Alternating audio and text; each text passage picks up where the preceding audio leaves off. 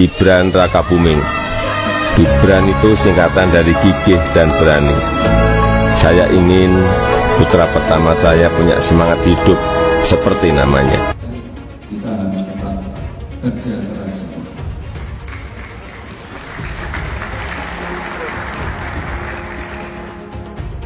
Program-program juga sudah saya sampaikan semua kemarin, hilirisasi,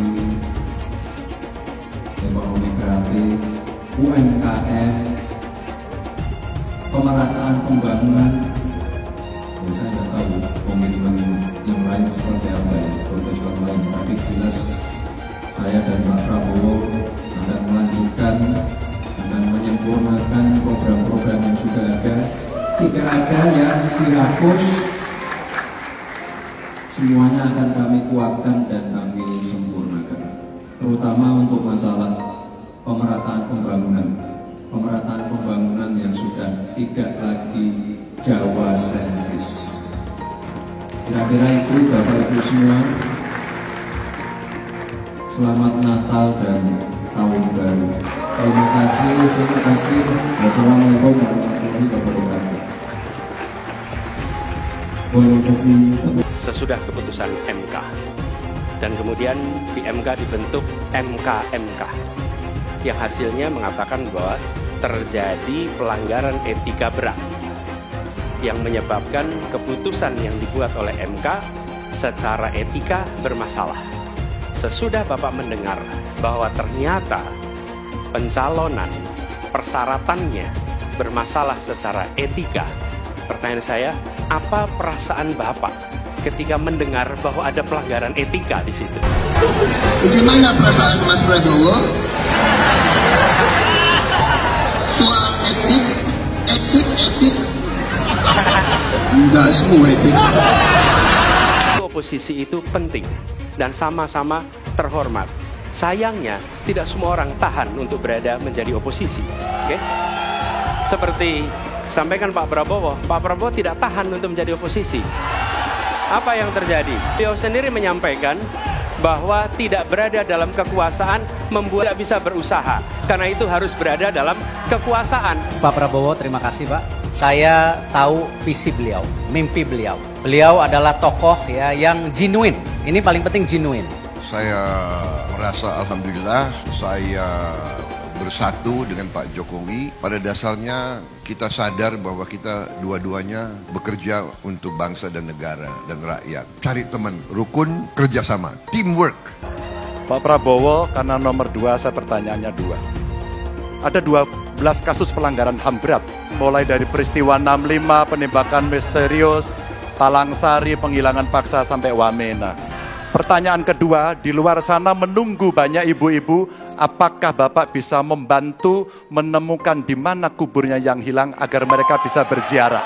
Apalagi mau ditanya kepada saya sudah menjawab berkali-kali, ada rekam digitalnya.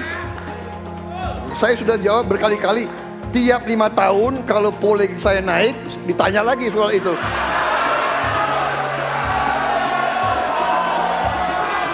Ya, membela saya, saudara sekalian.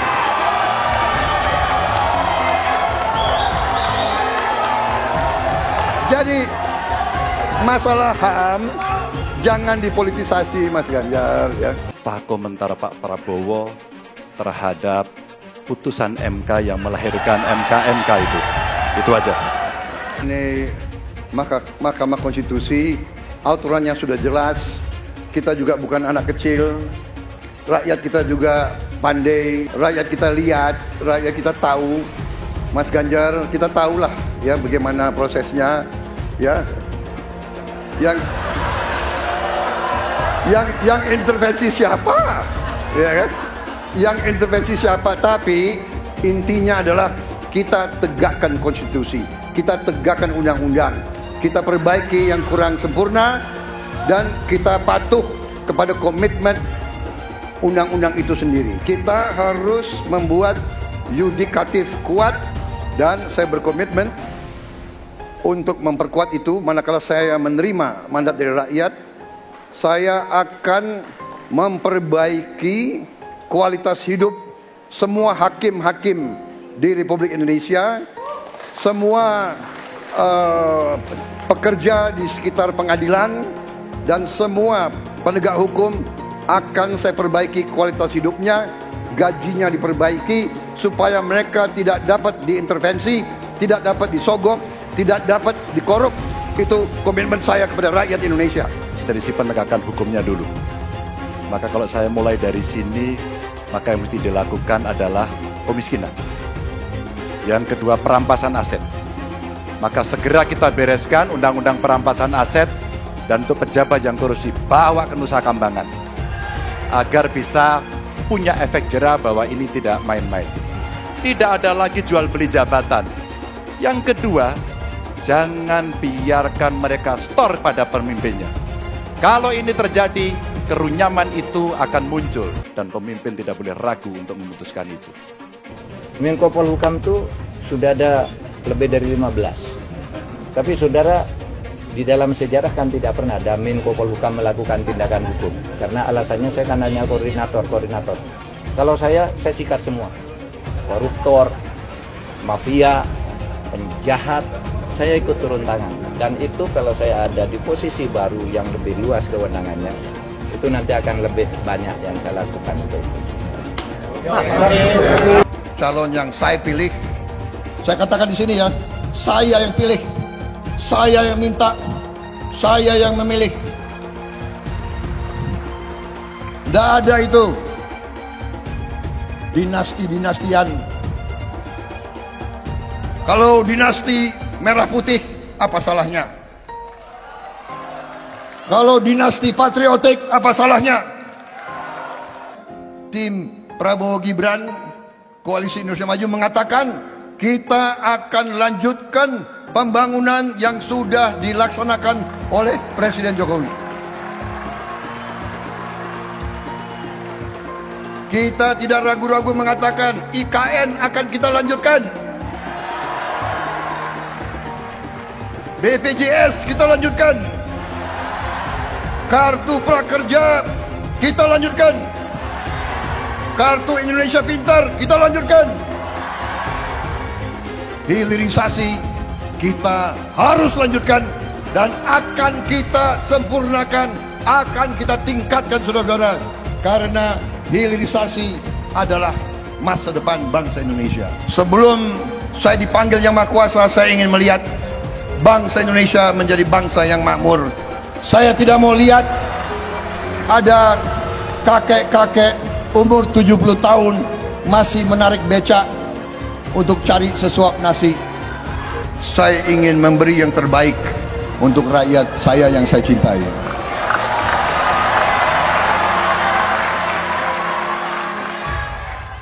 Republik ini penuh dengan pengorbanan, tahu tidak? Mengapa sekarang kalian yang baru berkuasa itu mau bertindak seperti waktu zaman Orde Baru?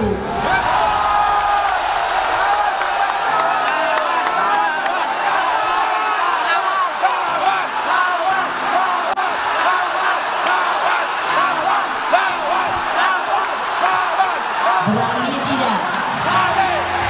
Berani tidak? Berani tidak? Merdeka! Merdeka! Merdeka! Menang kita! Ganjar Mahfud! Satu putaran! Takut apa tidak? Takut apa tidak? Takut apa tidak? Yes, begitu dong. Mestinya ibu nggak boleh ngomong gitu, tapi udah jengkel, tahu nggak?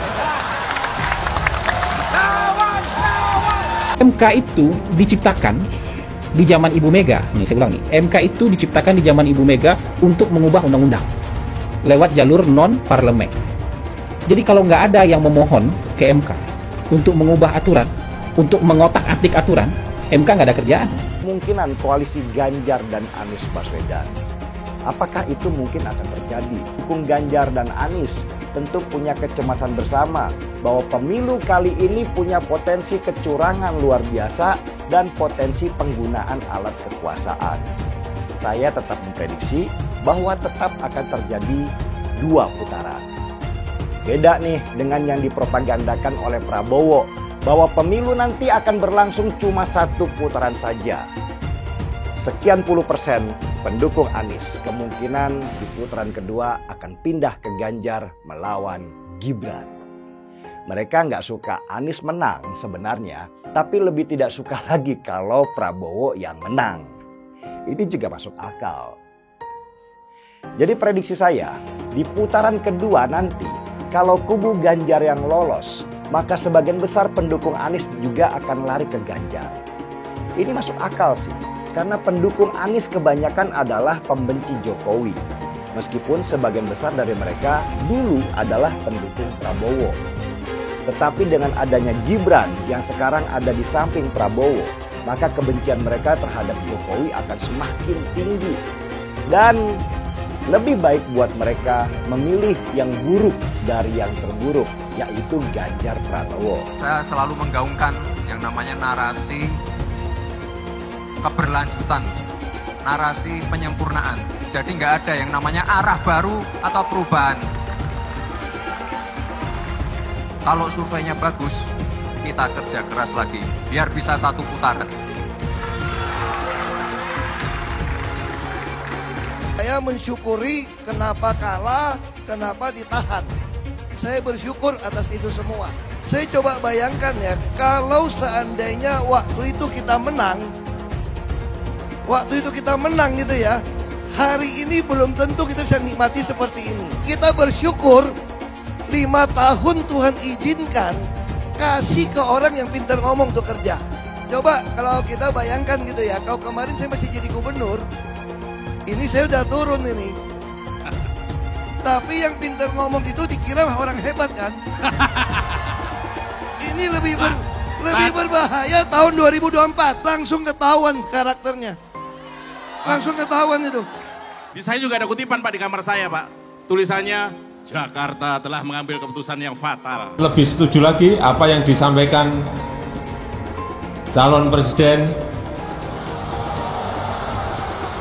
Pak Ganjar Pranowo.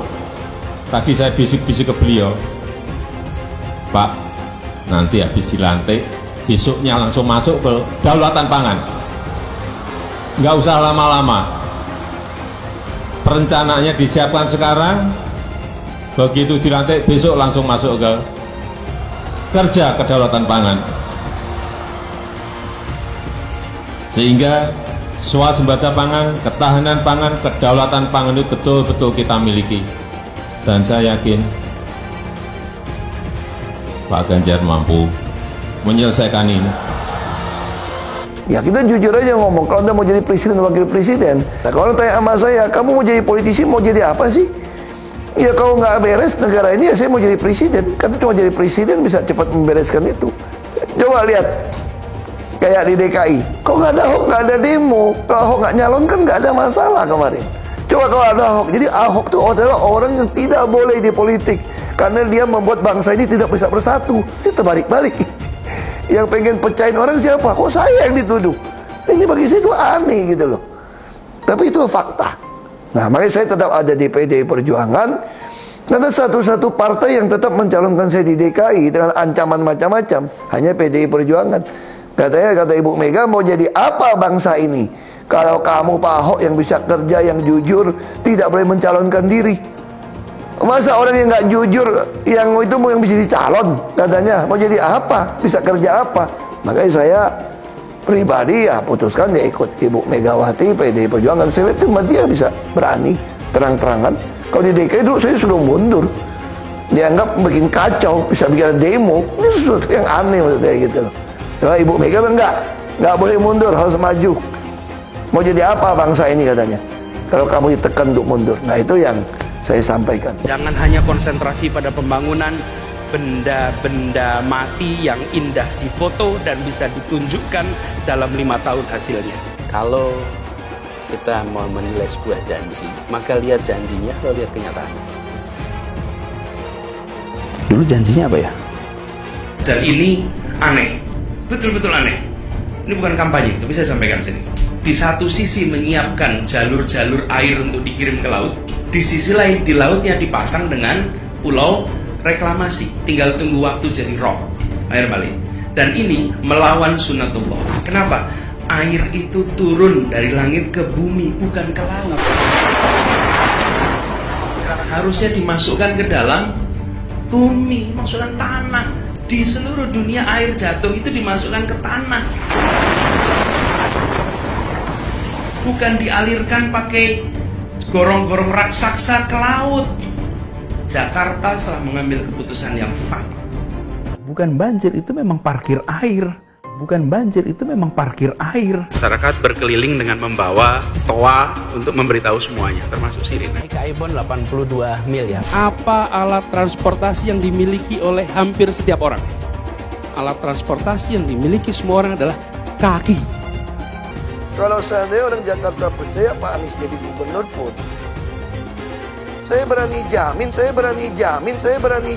kok dia akan lakukan normalisasi yang sama seperti saya lakukan kok. Gak usah bohong lah. Tapi ketika air sampai di muara, maka siap untuk dipompa ke laut. Pancasila Soekarno, ketuhanan ada di pantai. Anak Tuhan dari mana? Kalau Yesus anak Tuhan, bidangnya siapa?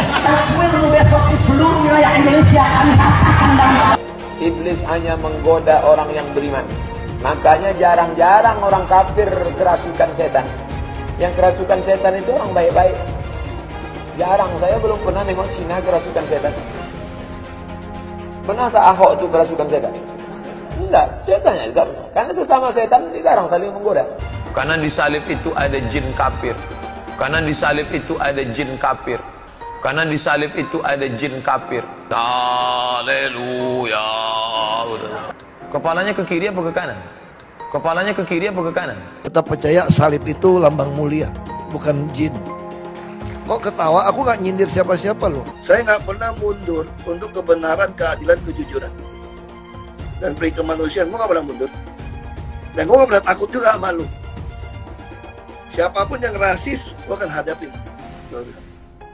Karena rasis itu tidak berperi kemanusiaan. Sama saya ditanya dulu kan, kamu nyesel nggak statement kamu di Pulau Seribu sehingga masih masuk penjara? Tidak pernah nyesel, karena saya mengatakan kebenaran. Anies merupakan antitesis daripada Pak Jokowi. Antitesis artinya bertolak belakang dengan Jokowi. Anies sudah menyatakan tidak akan melanjutkan semua program dari Pak Jokowi. Jadi semua pembangunan yang dilakukan oleh Pak Jokowi akan dihentikan oleh Anies jika Anies menjadi presiden. Lagi pula Anies didukung oleh khilafah, dan pendukung Anies adalah ormas seperti FPI dan HTI. Apa kita mau FPI dan HTI kembali di Indonesia jika Anies memimpin?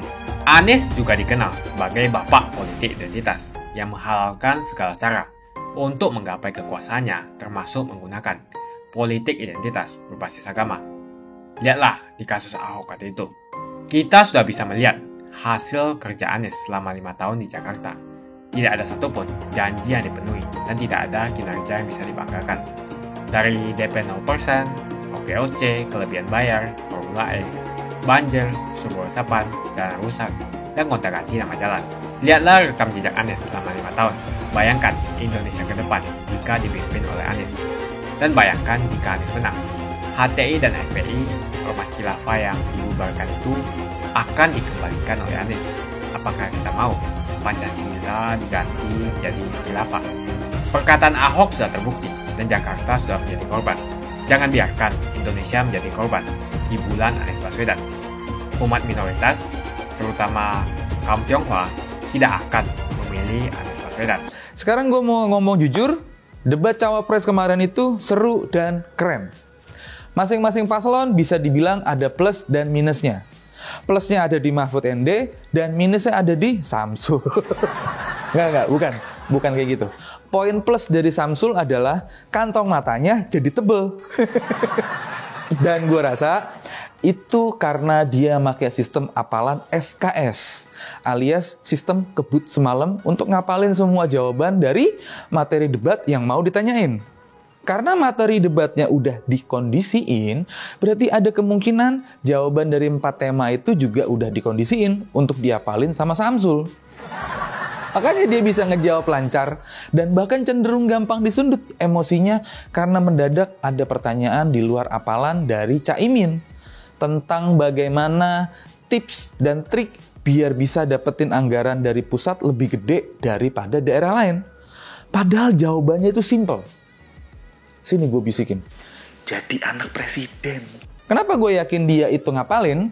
Karena dari informasi yang gue dapat dari teman-teman di circle gue, materi debat cawapres yang sebenarnya itu harusnya tentang pertahanan dan keamanan. Tapi karena ada anaknya Pak Lurah, materi debat itu mendadak diganti jadi ekonomi, perdagangan, infrastruktur, dan tentang IKN. Itu jawabannya. Sesimpel itu doang sebenarnya. Tapi si Samsul udah terlanjur kebawa emosi duluan. Jadi kelihatan kan kalau sebenarnya dia itu satu genre sama capresnya. Senggol dikit langsung bacok. Tapi gue rasa si Samsul nggak ada masalah dengan itu semua. Yang penting pas kemarin itu si Samsul beneran bisa tampil dengan pede banget loh. Dia bisa bilang jumlah wisatawan yang ke Solo melebihi Jogja. Kalau salah, tinggal suruh buzzer cari-cari pembenaran. Karena kalau dari data pariwisatanya Jogja dan Solo, wisatawan yang datang ke Solo cuma sekitar 300-an ribu orang doang. Sedangkan wisatawan yang ke Jogja itu ada 1,6 juta orang. Dan ternyata yang ngerasa si Samsul ini menjijikkan itu bukan cuma gue. Tapi publik yang ada di posisi netral dalam pilpres ini jadi ilfil juga sama dia. Seharusnya kalau emang si Samsul ini pinter, dia bakalan nyari cara gimana caranya menarik simpati masyarakat yang netral. Tapi ini malah bikin orang yang netral jadi nggak respect. Di luar konteks itu, ada juga yang nggak gue suka dari cara dia ngasih pertanyaan. Dia itu kayak sengaja banget ngasih pertanyaan jebakan untuk bikin lawannya jadi kelihatan jelek. Itu bukan fair play, itu jahat dan menjijikan. Itu artinya apa? Itu artinya si Samsul bukan pinter, tapi dodol. Logikanya begitu kan? Nggak cuma itu. Dia juga pas ngasih pertanyaan jebakan itu, sok-sokan dengan singkatan dalam bahasa Inggris, yaitu SGIE. Nah, kalau lu ngedenger gua ngomong SGIE, gua lagi make ejaan apa? Ejaan Indonesia atau Inggris? Yang bener gimana kalau ejaan Inggrisnya? Ya SGIE, bukan SGIE. Katanya lulusan luar negeri. Masa nyebut SGIE aja kayak orang nggak pernah sekolah di luar negeri?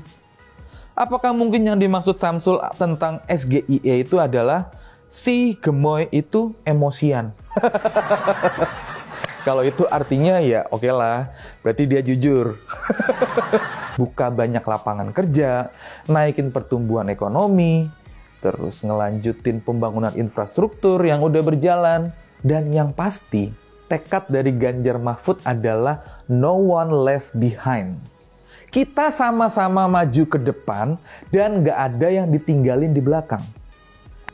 Kebayang nggak? 450 triliun itu cuma jadi kotoran doang. Itulah yang nggak bakalan dilakuin oleh Ganjar Mahfud. Bayangin aja dengan uang 450 triliun, mereka cuma ngejalanin satu program. Tapi dengan uang yang hampir sama, Ganjar Mahfud bisa jalanin 21 program. Jauh kan kualitasnya? Ganjar Mahfud juga akan bikin program yang nggak bakalan nyusahin rakyat. Bagi Ganjar Mahfud, uang rakyat yang 450-an triliun itu lebih baik dipakai untuk hal yang produktif. Di antara ketiga cawapres yang debat kemarin itu emang Pak Mahfud doang yang paling realistis. Apa yang disampaikan itu berupa fakta, pengalaman, dan rekam jejak. Pasangan Ganjar Mahfud ini nggak mau bikin program yang nyusahin rakyat. Apalagi cuman karena janji manis kampanye, terus rakyat dipaksa untuk terima kalau pajak mau dinaikin 23%. Rakyat udah kesusahan, terus masih diperes dengan pajak yang tinggi. Program ngasih makan gratis dan susu gratis itu asli nggak ngotak gitu. Karena kalau itu dijalanin, kita butuh 1 triliun per hari untuk ngasih makan gratis. Nah, setahun itu ngabisin anggaran kira-kira 450 triliun. Dan karena anggarannya nggak ada, terus pajak ke rakyat dinaikin buat ngejalanin program itu. Lu bisa mikir nggak tuh? Skema otaknya kayak gimana dan posisi otaknya tuh kayak gimana waktu ngomong kayak begitu. Terus untuk masalah IKN ini juga ada konyol-konyolnya lagi. Pak Mahfud itu ngebahas soal investor asing. Bisa-bisanya si Samsul bilang IKN diserbu investor. Dia tuh sampai nyebut nama-nama perusahaan yang udah investasi di IKN. Iya bener. Tapi itu investor lokal Samsul, bukan investor asing. Lah orang datanya sendiri malah bilang IKN sepi investor, malah sampai sekarang belum ada investor asing yang masuk. Bapaknya juga ngakuin kok. Ini kenapa bapak anak jadi nggak kompak kayak gini ya? Bentar. Gue jadi ngakak lagi kalau inget omongannya Cak Imin. Karena dia juga agak-agak ngaco sih menurut gue. Masa dia bilang mau bikin 40 kota kayak Jakarta. Caranya itu gimana? Astaga. Orang mau bangun IKN aja ngos-ngosan. Karena duitnya terbatas. Investor juga sepi. Kok bisa-bisanya bilang mau bangun 40 kota kayak Jakarta? Dulu Anies bisa menang karena menggunakan agama dan etnis. Isu agama, ras, dan antar golongan dinikmati oleh relawan Anies. Saat itu Anies didukung oleh FPI, HTI, dan pengasong khilafah lainnya. Pada akhirnya Ahok harus kalah, namun kekalahan dia adalah kekalahan yang membuka mata rakyat Indonesia bahwa masih ada orang-orang yang menang dengan cara menggunakan politisasi agama atau politik identitas berbasis agama. Ternyata banyak sekali orang yang dengan mudah terhasut lewat jalan-jalan seperti itu. Relawan Anies terutama dari FPI, HTI, PA212 seperti Bahar Smith dan Rizik Syihab selalu menghujat Cina, etnis Cina. Tapi saat ini negara Cina sudah menjadi nomor 1 di dunia. Saya bangga sebagai Cina. Etnis Tionghoa dicap sebagai pemberontak, sedangkan etnis Arab dianggap sebagai Tuhan atau tuan dari pribumi. Etnis Arab dipuja-puja dan dianggap sebagai dewa. Lihat saja Rizik Syihab dan Bahar Smith dipuja-puja, padahal mereka mengujar kebencian. Pengasong khilafah seperti Rizik Syihab, Bahar Smith, dan teman-teman, mereka hanya buat gaduh di Indonesia. Sedangkan negara yang mereka sanjung-sanjung itu, Arab Yaman, masih belum maju dan masih terbelakang. Saya percaya Indonesia dengan mayoritas pribumi juga akan jadi negara maju. Seharusnya Arab Yaman belajar dari negeri Cina. Seperti kata kitab suci, belajarlah sampai ke negeri Cina. Anies dan juga pendukung Anies seperti Rizik Syihab, Bahar Smith, dan kelompok-kelompok HTI dan FPI harus belajar ke negeri Cina supaya tidak lagi melakukan kelebihan bayar. Yang jelas saya memilih pribumi, bukan yang dari Yaman. Ganjar jelas pribumi, nasionalis, dan pasti akan melanjutkan visi dan misi dari Pak Jokowi.